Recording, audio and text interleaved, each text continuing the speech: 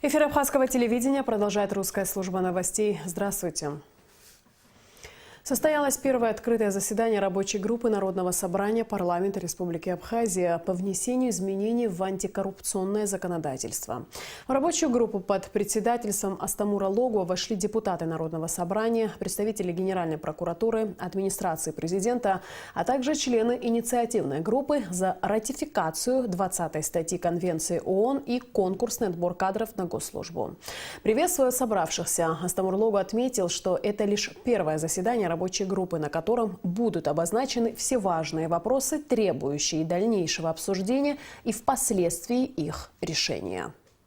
Сам закон о противодействии коррупции, он, наверное, не до конца отражает, реальность сегодняшнюю, нынешнюю, и мы хотим его изменить, хотим внести поправки. Начну с того, что было такое желание у наших коллег, потом появилась инициативная группа в лице вас, которые предложили, свое видение решения данного вопроса. Сегодня мы дошли до того, что создали наконец рабочую группу, и я надеюсь, что мы в ближайшее с вами время примем те нужные изменения и поправки, или примем целый пакет законов, которые будут реально способствовать улучшению ситуации в данной сфере. Мы хотим, чтобы все наши органы компетентные предложили свое видение, если есть какие-то противоречия, или как их обойти, и какие подзаконные акты нужно принять для того, чтобы это все у нас в Абхазии заработало, и чтобы это не выглядело некой пиар-компанией отдельных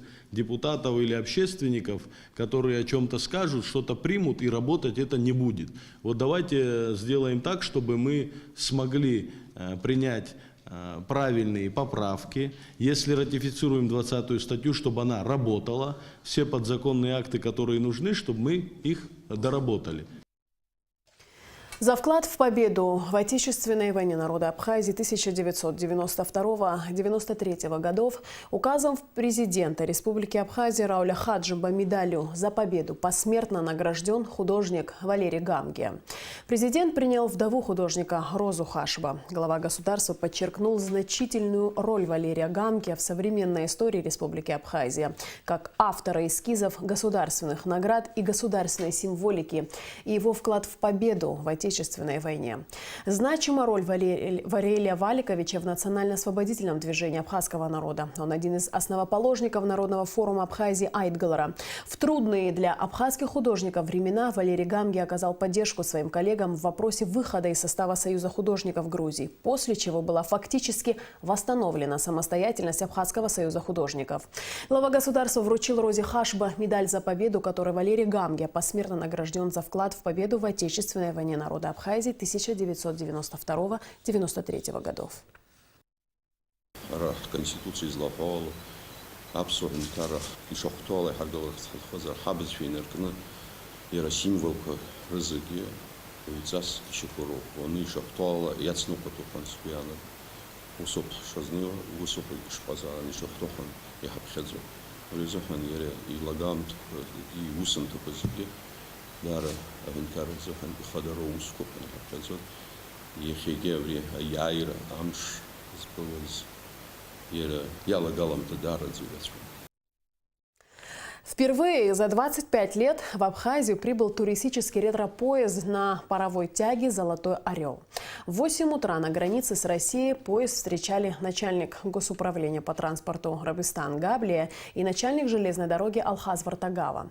На туристическом поезде в Абхазию прибыли представители Германии, США, Великобритании, Швейцарии, Голландии, Швеции, Австралии, Южной Африки, Уругвая, Бразилии, Канады, Японии и России. Организатор турпоездки английская туристическая компания Travel Limited совместно с РЖД Тур и Транссибирский экспресс.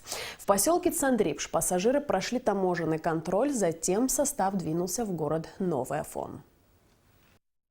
С Министерством курорта и туризма заключены договора с туристической компанией Российской Федерации. И мы со своей стороны, как управление транспорта, организовали прием.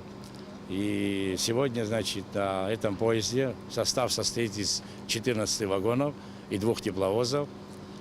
Пассажиры, 75 пассажиров, из них 69 туристы, со всего мира. 2-3 месяца и шли разговоры, мы встречались, обсудили все вопросы по организации перевозки и подготовили, значит, по платформе ПСОВ, чтобы при въезде чистота и порядок у нас была, по станциям, Цандры, по всем станциям привели более-менее в порядок. Машинисты заехали первый раз на нашу дорогу, им немножко сложно проехать наш участок, и поэтому дали нашего инструктора, чтобы он контролировал.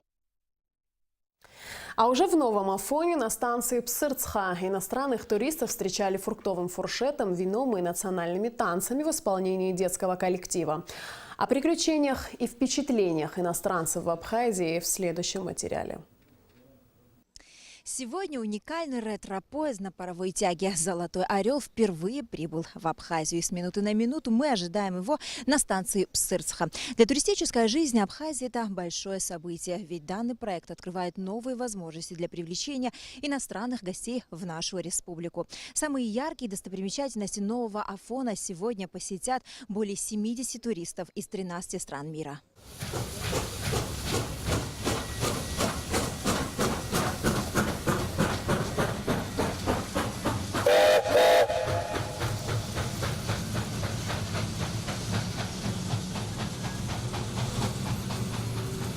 Великобритания, Австралия, США, Швеция, Бразилия, Канада, Уругвай, Швейцария, Германия, Япония, ЮАР, Дания, Россия. Все люди из перечисленных стран приехали в Абхазию в первый раз. Они живо делились с нами своими ожиданиями и впечатлениями от приезда в Абхазию. Мне в Абхазии интересны не только места, но и люди. И судя по тому, что я вижу, люди здесь очень теплые и доброжелательные.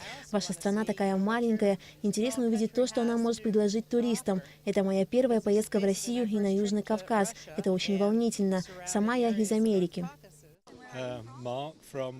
Я из Манчестера, Англия. Я попробовал абхазское вино, мне очень нравится. Зная о маршруте, я заранее прочитал о вашей стране, о ее истории и людях. Здесь очень красивая природа и архитектура. Я впечатлен. Туристический поезд совершает маршрут по городам России, Северного Кавказа, Республики Абхазия. Включить Абхазию в этом году в маршрут стало возможным благодаря Министерству по курортам и туризму Абхазии. Организатор этой поездки – туристическая компания Limited Travel, английская компания, совместно с РЖД Транссибирский экспресс, также турфирма «Ривьера Сочи» совместно с нашей национальной туристической компанией Министерства по курортам и туризму Абхазии. Этот поезд раньше ходил во Владивосток и в Китай в основном. В этом году после переговоров включили и Абхазию тоже. Он идет по городам России. Начинается с Москвы, идет по ветке, которая ведет в Астрахань, Северный Кавказ, Грозный. После этого он идет в Туапсе, Сочи и заезжает к нам в Абхазию. И вот конечная остановка – это Новый Афон. Глава администрации Нового Афона Феликс Даутия говорит о том, что подобные мероприятия – это не только весомый толчок для развития курортного города, но и всего туризма страны в целом. Мы должны делать все от нас зависящее, чтобы туристам в Абхазии было максимально комфортно, отметил Даутия. Мы на самом деле не можем останавливаться только на определенных туристов. Мы должны расти, приглашать сюда, и чтобы у них желание было посетить Абхазию, чтобы они себя чувствовали комфортно в Абхазии. Люди со всего мира должны сюда приезжать, и мы для этого должны днем и ночью думать и работать. Какое же место в первую очередь посетит иностранный турист, впервые побывав в городе Новый Афон? Конечно же, знаменитое подземное царство, Новоафонскую пещеру. Наши сегодняшние туристы с удовольствием делятся с нами своими впечатлениями.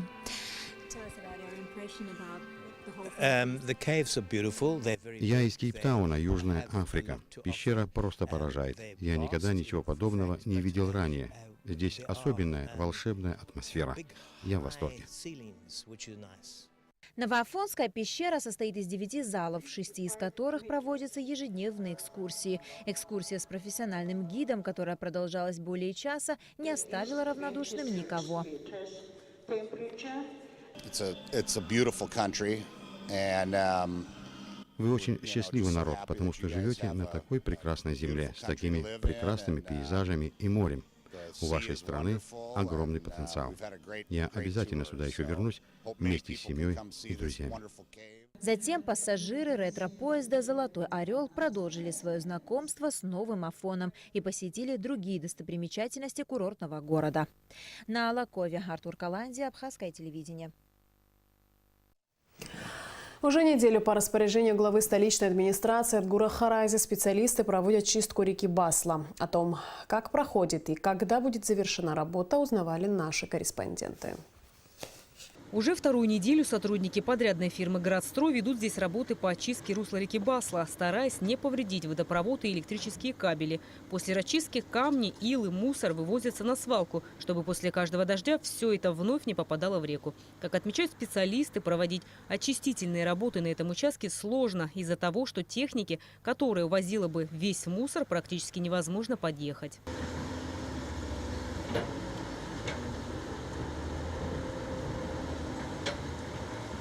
Сам фронт работы разделен на 3 этапа. Первый этап – это расчистка устья реки, где сама речка встречается с морем. Мы его практически завершили.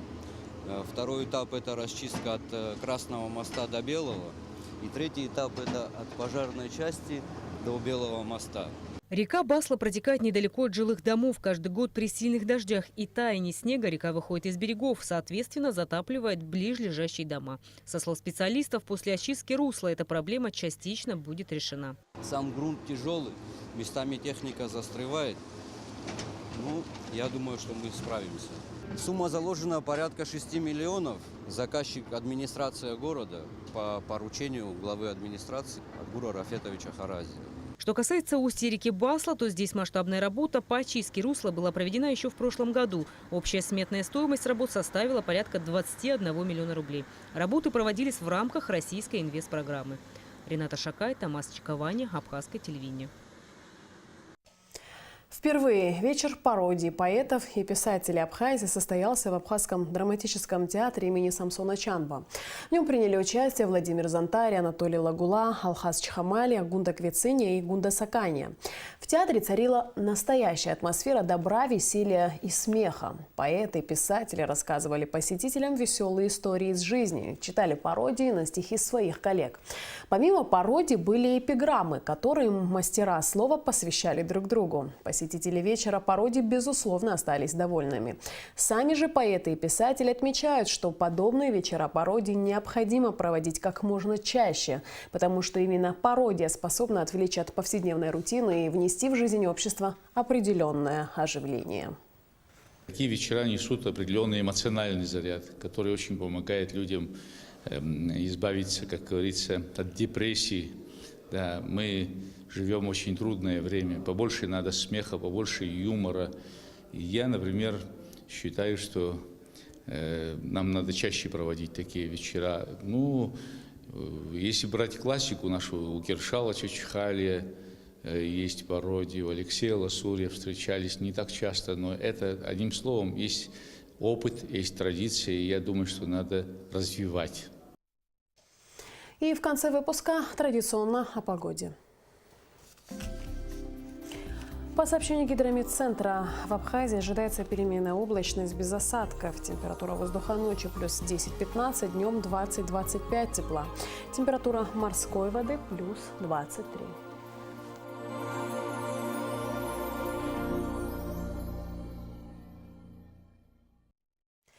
На этом наш выпуск завершен. Всего доброго и до скорой встречи в эфире.